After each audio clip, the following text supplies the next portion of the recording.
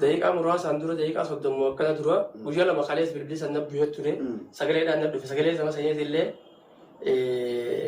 hin waraabne as nama qaamaanis arguu danda'u eessuma ijoollee abdiitii jee tokko dubbate yaa jawaa deera biijii fiidiyoo inni maxxansa kan harka furmaateedhaaf haadir manuu nama joo tokko maammee tun fayyaa gammatuu diimaa tokko dumaashee haadha gifti duree baar biratti sarkeetiin ture isaniitiitu eessuma ijoollee abdii tas bira jiru saniiti eessuma ijoollee abdiiti jaa eessuma ijoollee abdiin naan jee ture arra obboleettiin tiyye caaltuunii fi furmaateen garaagarummaa takka natti hin qaban. Wanni gartee furmaatee irra gaggeeffamu jiru akkuma waan obboleettii tiyya irra gaggeeffamu jiru. Namni furmaateen kabajne, namni furmaateen kabajaan laanne, namni furmaateedhaaf bakka laanne caaltuudhaaf bakka laata jee abadan gonkumaa uumaman. Ani jaaladhee waan kana filan obboleettii tiyyaas hireen qooda rabbiitii santu bakka tana miti.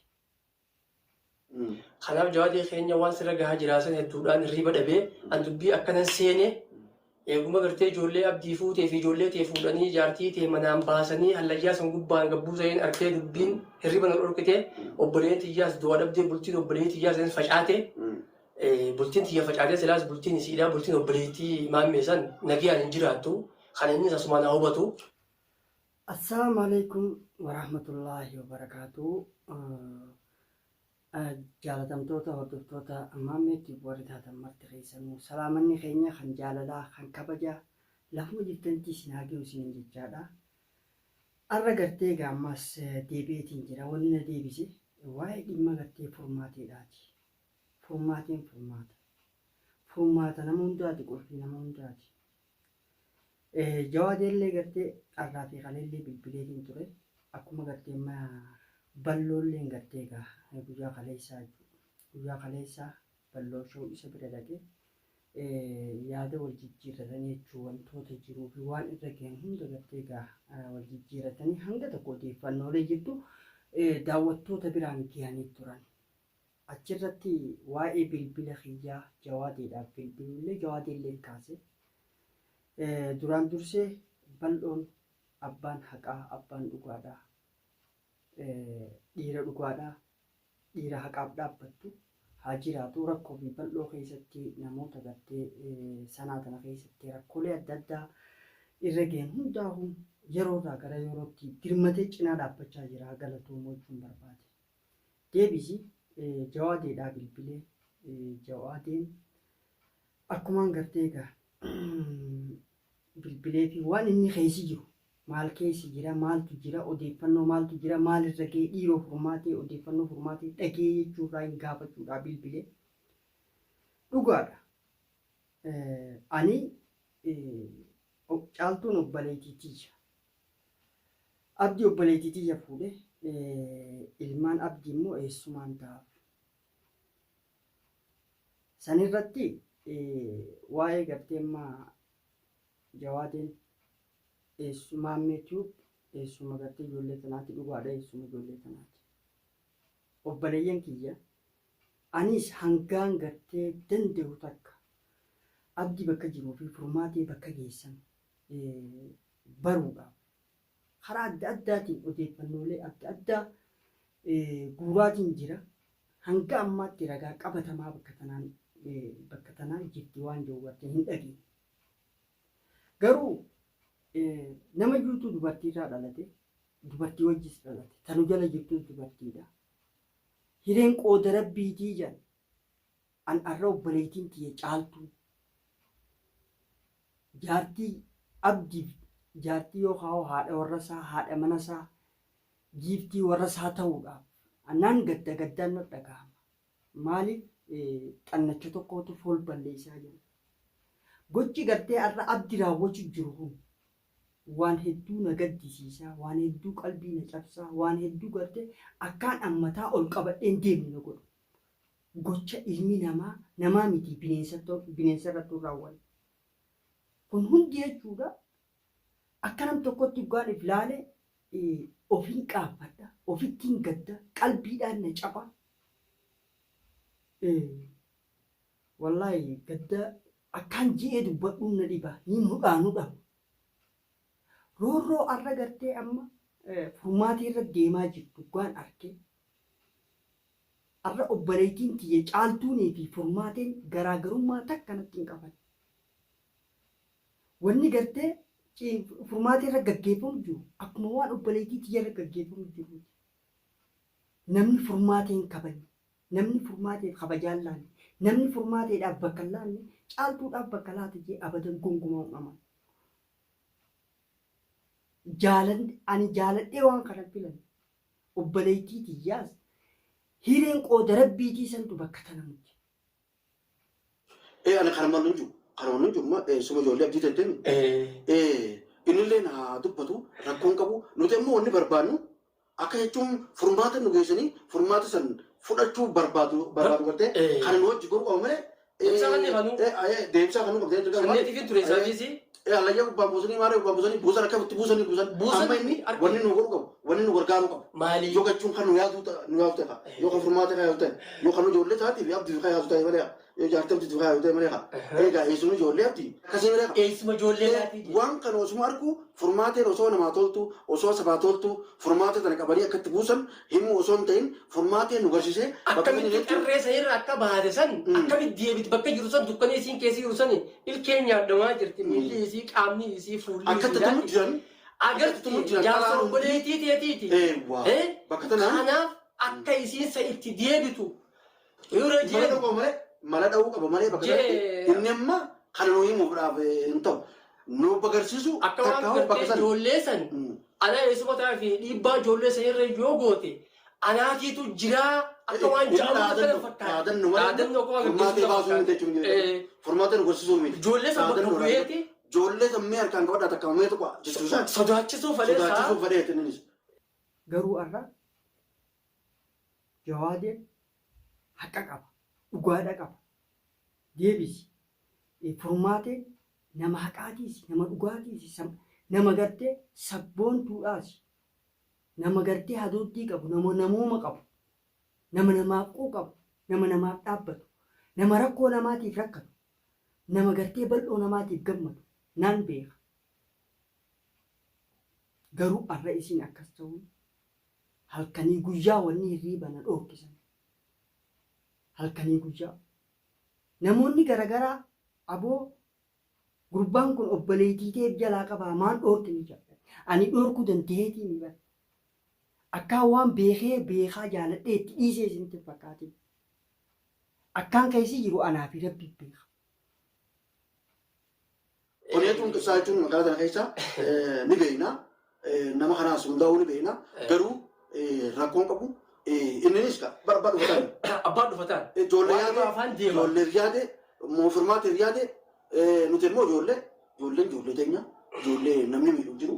Ijoollee daa'ima qulqulluu. Dambimaa qabdi ijoolleen. Waa takka. Ijoolleen qulqulluu bara. Lubbuudha. Nuti namni barbaadu. Lubbuun jechaadhaati. Nuti namni barbaadu jiru ijoollee kanarratti. Doktor Furmaatee. Doktor Furmaateedha. Obboleessa kiyya jawaadee wanni si dawwalee ilmaan eessummaan kiyyaa mee ata haddaa waa takka haa taaniif ittiin dawwatte. Rakkina gartee ati keessa jirtu ho ol baatee dubbattu caalaa rakkinni ati keessa jirtuu fi halkanii guyyaa hirriiba dhabuu kee naaf gala. Anis ilma dhiiraati bakka rabbi dhaabbadhu siin jee malee dhaabbadhu. Ammoo dhugaarraa maqu. Abbaa kiyyaas taanaan dhugaa itti himeetiin dura dhaabbadheen dhugaa itti hime. Obboleessa kiyyaas taanaan haadha kiyyaas taanaan obboleettii kiyyaas taanaan. Yakka isaanii itti mureetiin yakka isaanirra gargaara malee irraan dibu, irraan meessu, irraan haquusi, abadan du'eetiin dhaba. Maaliif kana godha beektaa? Qabrii tiyya nam tokko na wajjin ciisu uffata adii sanii anaatu qabrii tiyya kophaa kiyya ciisa. Wanniin achi gaafatamu waan an harka kiyyaan hojjedhe afaan kiyyaan dubbadhe ija tiyyaan laale hojii tiyya jechuudha. Kanaaf akkaan addunyaarra jiru abbaa fadhees taanaan dhugaa dubbadheeti dhugaaf jiraadhee dhugaadhaaf du'a. Waan jirtu dhugaa jirturra dhaabbadheeti dhugaadhaaf mura. abbaa haqa qabuu fi haqa saadhaa galchu. Arraan hangan takka shakkii Jawaadii irraa hin qabu. Ijoollee sanirra rakkoo geessisa jee. Ijoolleen san amma qaama seeraa jirti. Mana Jawaadii yoo teesse Jawaadeenis furmaateenis ilmaan kanaa ilmaan Oromoo maraa'u silaa bira dhufanii rakkoodha dhiibbaadha irra godhanii ni miidhan jedhee sammuu biyya tana keessa hin jirtu. Sammuu tana keessa hin jirtu waan isaan tahan beeka. Suniif jaallan kiyya bilbilliin gartee Jawaadiidhaa bilbili. Haala keessa jirtu furmaatee cinaa dhaabbadhu jaan. Cinaa dhaabbachuu kana keessatti dhimmi kun addatti qaamni gartee waa balleessu kun kanatti as dhiyaatu. Silaan danda'e arra gartee isa san anaa cirri godhee lubbuu keessaa baasa. Ilmaan saadhaa gartee obboleettii tiyya ilmaan eessummaan ta'uu kana dalageetiin waan hin dalageen nafaqa. Cinaa dhaabbadhee gargaaree ilmaan kana guddisa. Namni gartee ilmoo xiqqoodhaaf raamatan goone, dubartiif raamatan goone, maatii isaatiifis raamatan godhu maatiifis hin ta'u. Yoomiyyummaa. Kanaaf feetanna dhugoomsitan, feetanna dhiiftan waan rabbi na beeku. Takaaleen boruurraa na gaafatu. Ta Jawaadeen furmaata iyyoo hawaasni keenya irraa na gaafatu don ta'in ta boruu rabbii irraa na gaafatu hangaan danda'u jala deemeetiin rakkoon tun akka furamtu godha jechuudha. Hangaan danda'u jala deemee odeeffannoo guuree bakka isaan jiran irra dhaqqabne qaama seeraatis ta'ee waliin taane akka bakka sanii furmaatee lubbuu furmaatee barbaadu nin godha. Kuni dirqama kiyya karabbi boruurraa na gaafatu. Kana daawwattoonni kiyyaas akkanaa beekan hin barbaada. Gama biraatiin har'a guyyaa kalee isaadhaa jechuudha. Guyyaa kalee isaa obboleettii tiyya caaltuu bira dhaqeetiin ture. Silaa dhimmuma kana hundaa'uu irraa hin fagaachuu barbaade. Dheessiteetis duraan baatu. Bakkaan itti dheessuu ni dhabe, callisuu na dhibde, dubbachuuf ni hudhaanu dhabe. Obboleeyyan bakka tanatti hudhaadhu dhabee qarqabaa keessa jira. Ragaa silaa qabaadhee odeeffannoo guutuu qabaadhee ani balloo sitti yaamu Jawaadee sitti yaamu qaama seeraa fudhadheetiin iddoo isaan jiran san qabsiisee lubbuu furmaatee silaa naan baraara. Ana ka jalqaba baraara oduun isaan tiyyaa. Jarammoo maafiyaa zakkoo fi gartee abdi to'annaa seeraa jalaan oolchee jechuudha. Anaan. Suniif kana akkanaa beektan akkanaa hubattanii barbaada. Ammallee waan hin jalaa isinitti fakkaate. Deebisi namoonni cinaan obboleettii ta'e ammallee gartee himtisiisii ni beekii argamu. Waan hin gartee gaa guyyaa kalee isaa bira oole mana abdii dhaqee jechuudha. Hanga tokko odeeffannoolee isin dhiyeesse. Ammallee itti deebi'eetiin dhugaa jirtu qulqulleessee si'alte odeeffannoon jiraannaanis qaama seeraa fudhanneetu iddoo isaan jiranii isaan san seera jala akka oolan kuunee jara maafiyaa san jechuudha. Lubbuu furmaateetti mucaa xiqqoo sanis baafnaa jechuudha. Inshaallah yoo rabbi. Wanni ammallee isinii gartee waadaa galu waan danda'u. Obboleettii tiyya dhugaa jirtu ni himsiisa. Waan jiru isiniif hin dhiyeessa. Odeeffannoo irra geenyaan hatattamaanuu qaama seeraa fudhannee iddoo isaan jiranii gartee qabnee kan isin dhiyeessinu gartee furmaatee baafnee kaniif gartee isin garsiifnu ta'a. Kan akkanaa beektan abbaa fadhe dhugaa ittiin murraa haqa ittiin murraa wanni nu deebisu jirtu dhugaa dubbachuurraayis dhugaa falmuurraayis dhugaaf dhaabbachuurraayis abbaan fadhe nu deebisu du'a rabbii qofa kana beekaa. Ammoo abdi kalee isaas fuudha keetii irratti yeroo obboleettii tiyya fuutu hangam takka akka wal girgireessine ati tolchee beekaati. Hangaan si dura dhaabbadhe maatiin kee hanga si dura dhaabbate. Maaliif jennaan biddeena nama qubsu qibaabarra beekan jira. Gaafa sumaahuu rabbiin wanni nu dhorkuuf ta'a. Ammoo fadha keenya hin taane fadha rabbiiti. Akkanas siif abdi ta'e abdi. Wanta kan siin jaa abdi. Yoo dhugummaan xiqqashoo namoonni si keessa jiraate. Yoo dhugumaan xiqqashoo jaalalti ilmoo si keessa jiraate. Xiqqashoo yoo dhugumaan jaalattee ilmaan kiyya akkaan itti guddiseen beeka kayyattu taate. Bilisaan Aishaa fi furmaatii gallakkisi galchi. Bilisaan odoo tarkaanfiin biraas irratti fudhatan. Bakkatti dhokatte tana baataa sitti hin fakkaatin. Abadan abdi bakkatti dhokatte tun sin qabattu. To'annaa seeraatiis harka keenya dhufuudhaaf keessa, harka keenya galuudhaaf keessa. Laaftuma dabarsinee seeraasi kan hin ta'in abadan.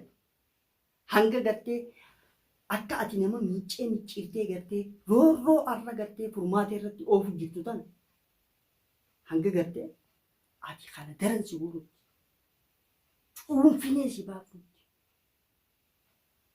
Kanaaf ittiinaan ati dhugatti nama ilmaan kee jaalatu. Yoo ilmaan kee jaalatte, yoo maatii kee jaalatte, arrallee carraa dhumaa si'alte furmaatee fi Aishaa gallakkisi. Arra ati bar maqaa sun balleessitee, obboleettii tiyyallee maqaa balleessitee, maatiillee nu balleessitee. Sheexaanaan nu seenee bar sheexaana. Garuu wanni takka wanni dubbatanii ilmi namaa ni dogongora. Obboleettiin tiyya bultis yoo jijaaru ni dogongorte. Ammoo ilmaan dhalatan kun rabbi sitti hin baasin ilmaan diliin qaban ilmaan. Rabbiin gartee ilmaan faayidaa rabbi haa godhu. Ati immoo nama abbaa ta'uumi, nama namaas ta'uumi, nama namaaf ta'uumi, ka'uumaadhaaf ta'uumi. Gammaa namni barbaadu jiru isa gartee rakkoo kan gartee rakkoo sanii fi abdii nama jedhanii qaba. Waan asirratti waan fi mana kana keessaa fiidiyoo marreef dhaamsinni amma dura dhaammate abdi jeen za'aa torbarratti guyyaa aladaa fi sabtiidha shariyaa tana. Jaalatamtootaa fi hordoftoota kiyya ammallee abbaan fadhe na haa jaalatu yookaan haa jibbuuf miti. Dhugaa dubbadhee dhugaaf dhaabbadhee yoon jibbamees haa jibbamu. Kijiba soba shira qinaa dhaabbadhee na jaalachuurra dhugaa dubbadhee dhugaaf dhaabbadhee haqa jirtu gartee baasee jibbamee rabbiin kiyya qofti na jaalachuu naaf ga'a. Kana qofa kanaa beektanii fada. Daawwattootaa fi hordoftoota kiyya hedduu takka warreen gartee dhaamsallee naa ka'aa jirtan gama keessaatiinis koomentiidhaanis hedduu takka galatoomaadha. Jalaa nafuu furmaatii cinaa dhaabbachuudhaas hin dhiisu.